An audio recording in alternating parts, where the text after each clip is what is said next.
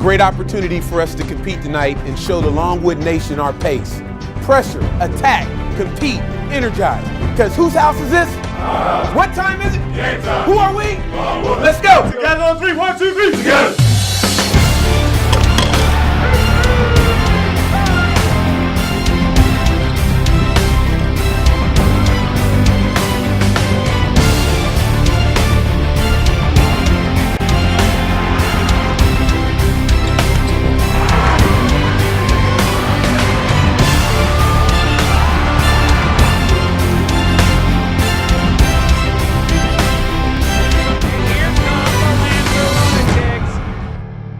Who are we? Longwood. Longwood. Longwood. We are Longwood. This is our house. It's our house. This is our house. Hello and welcome to the Longwood Basketball Coaches Show with Head Coach Jayson Gee. I'm your host, Scott Bacon, and we appreciate you joining us here once again on 92.9 FM Kickin' Country and here on LongwoodLancers.com. And Coach, as always, we appreciate you taking the time. Glad to be here, Scott. Take us back to the week that was. Quite a game on Saturday at Campbell. We'll start with that contest. A 23-point victory for your team, the biggest at the D1 level for Longwood, up 33 at the half. Just really an impressive and amazing day that it was at Campbell. Tell us about it. Well, it started after a difficult loss on Wednesday. And as a coaching staff, we felt like we needed to do something to not motivate them and not provide motivation, but to provide inspiration.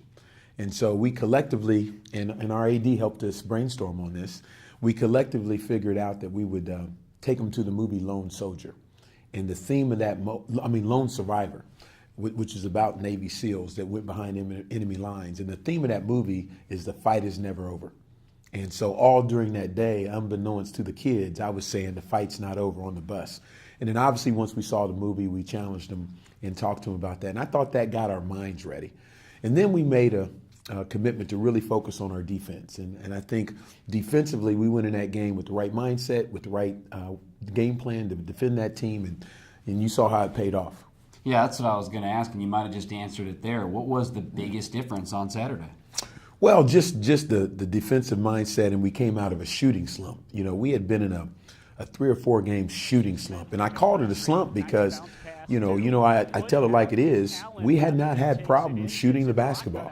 And all of a sudden, we were having problems shooting the basketball, and we're just not good enough to have that problem. And so I thought statistically we were ready to come out of that. Guys were going 3 for 12 and 1 for 8. So I knew there would come a time where that would come back around because we've shown that in a more positive direction in the past. And Campbell, all those things hit at once. We were ready mentally. We had a great defensive approach, and the guys were obviously hot offensively.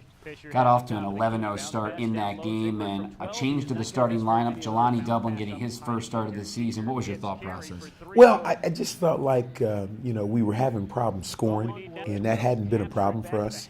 And it increased his value because he wasn't having problems scoring. And although Jeff gives us a great defensive stand in that position, we weren't having problems as much defensively. So, and this young man had worked hard, and I had always considered him a starter anyway because he was still playing more minutes. But to reward him with that starting position, and as I told him, I tell the team all the time, I never start you for you. I start you because I think it's best for us. I don't take you out of the game for you. I take you out of the game because I think it's best for us as well as I'll put you in the game. So our guys understand that, but his maturity, his work ethic, his attitude, he certainly was deserving of that. Now, the week prior, Darian Allen got his first collegiate start. He's now started since. Talk about what he contributes to the team. Well, we needed to change some things up. I'm a stickler on if you're not doing something well, why would you keep doing the same thing? So he earned the start from that perspective. But what he's brought to the table is a great defensive pressure. I mean, he really defends, and LeRon really pressures, okay? DJ really defends and guards his guy and takes great pride in it. And then we get a slasher on the offensive end that created easy baskets for us. So he's done well. And I think those young kids are all going to be okay. It's just unfortunate they're young kids right now. Yeah, I wanted to go a step further with that ability to drive to the basket. He's had trouble at times finishing at the hoop, but really brings a different element that the team needs, somebody that can drive, penetrate, and create. Without a question. I mean, it puts pressure on the defense when you have a guy that can penetrate to that basket. He hasn't had a great success at finishing. And again, that's why I call him a freshman. I think those things will get better. But it still presents a problem for the defense when he drives in there. We've gotten several stickbacks of his missed layups. And just the pressure that he puts on you by going to the basket, I think opens up things for other players. Let's move to the game against Radford that was last night. A home game against the in-state rivals, one of the better teams in the Big South. And despite coming up on the short end, it seemed like your team really came out ready to go. Yeah, they did. I'm very pleased. And there's times when we haven't, Scott, as you know, but I try to evaluate them for who they've been the majority of the time. Just like when I was talking about that shooting slump we went through, I didn't want to evaluate them on that because that wasn't who they really were. And I believe in that. And so, I'm pleased. And my whole goal as we finish the season is, you can't guarantee a win, but you should be able to guarantee an effort and an attitude and ready to play. And that's a coach's job, and I certainly want to do a better job down the stretch here. You talked about those winning moments down the stretch. Tristan Carey had the big play to get the team within one coming out of the final media timeout. But it seemed like maybe settling for jumpers a little bit down the stretch. You talked about not being able to get the big defensive stops. Obviously, the big 1-2 punch of Radford with Price and Green. But what do you do with your young team to try and help them develop that culture of being able to close out games down the stretch? Well, we've tried several things. I got a lecture from our softball coach who gave me some great advice on, coach, you're real emotional. Maybe in those moments you can, kind of back off. And, I told her I've tried it all. I've tried it all. I've tried getting the fans involved, which worked at Liberty. At Charleston Southern, I didn't say a thing, and it worked there. Certainly last night, whatever I did didn't work. But I think we just keep grinding. The one thing you can guarantee in those situations that I try to focus on, Scott, is defense.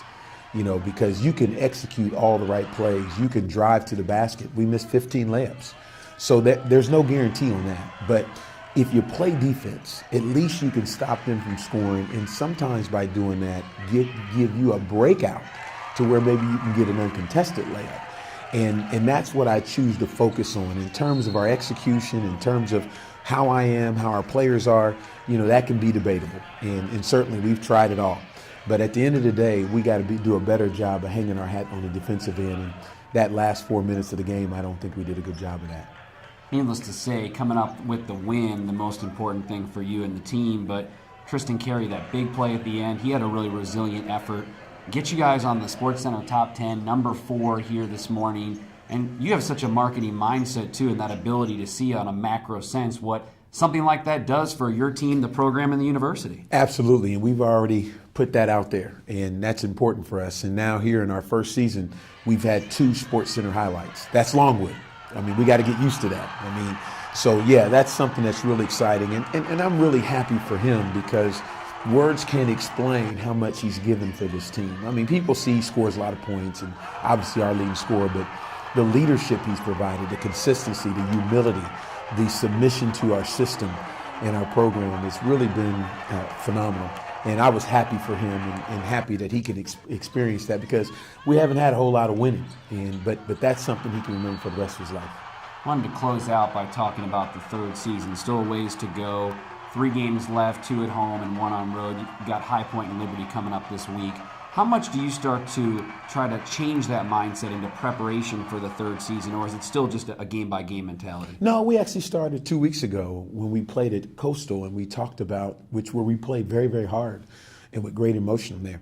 We talked about this was going to be our destiny, that this place is our destiny. We sort of lived it up in Mytle Beach. We got there 2 days ahead of time. We came straight from Presbyterian to Mytle Beach, and we really just enjoyed the places. We took them to restaurants. We said, this is the restaurant we're going to go to after we win our first game. And, during practice, we were like, things aren't what they appear. Forget about the standings.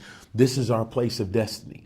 And we really blew that up. But I do believe that, Scott. I believe that will be our place of destiny. I don't know when, but I believe that's going to be the place. So we've already set that up, and we talked to our kids after this game that, hey, look, you just played one of the better teams in our league. And High Point will be another one of those teams. It's right, I think, below Radford and Coastal Carolina. And you can compete with them. despite the fact you don't have their size, speed, talent, depth. But what you have is something special, and if we can harness that and take control of the games at the end of the games, then we can win. So understand you should draw confidence from last night. So we choose to look at the glass half full versus empty. Never a shortage of optimism. No, never. Coach, Never. we appreciate the time as always, and good luck this week. Thank you very much. Head Coach Jayson Gee joining us here on the Longwood Men's Basketball Coaches Show here on 92.9 FM Kickin' Country, the Lancers Radio Network, and right here on longwoodlancers.com.